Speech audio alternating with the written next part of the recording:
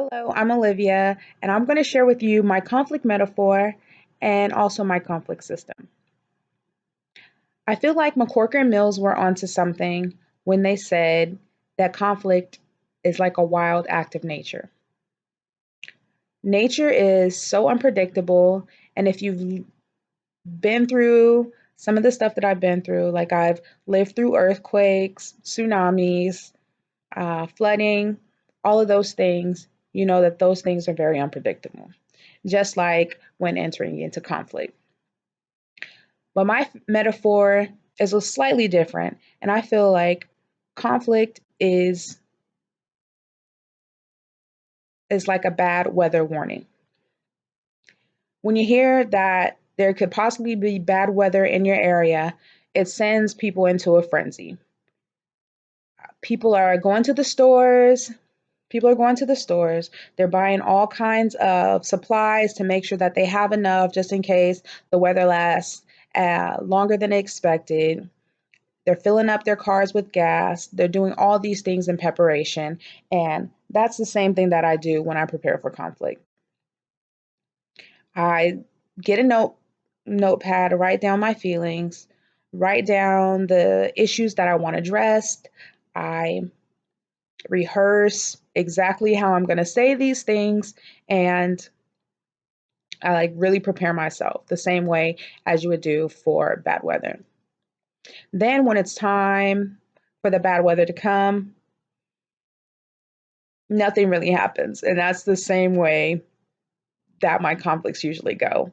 I'm really over prepared for a situation where the person that I'm in conflict with is really accommodating and they're really trying to listen and understand my feelings the same way I'm trying to do theirs. And things go very smoothly.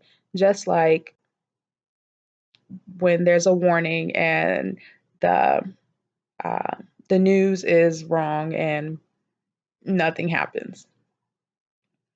My conflict systems usually fall between avoidance and collaborative.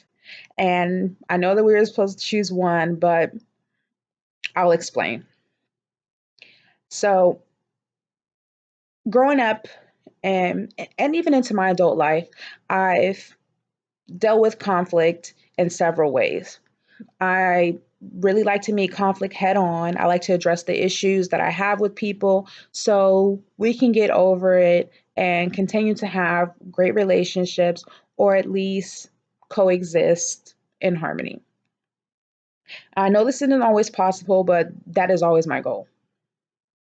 But oftentimes that's not how the other person feels about the situation.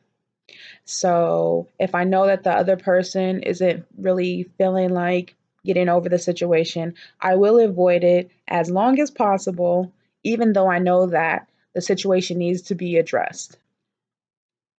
If these are people that are really close to me, um, I won't avoid it. I will definitely use the collaborative uh, system.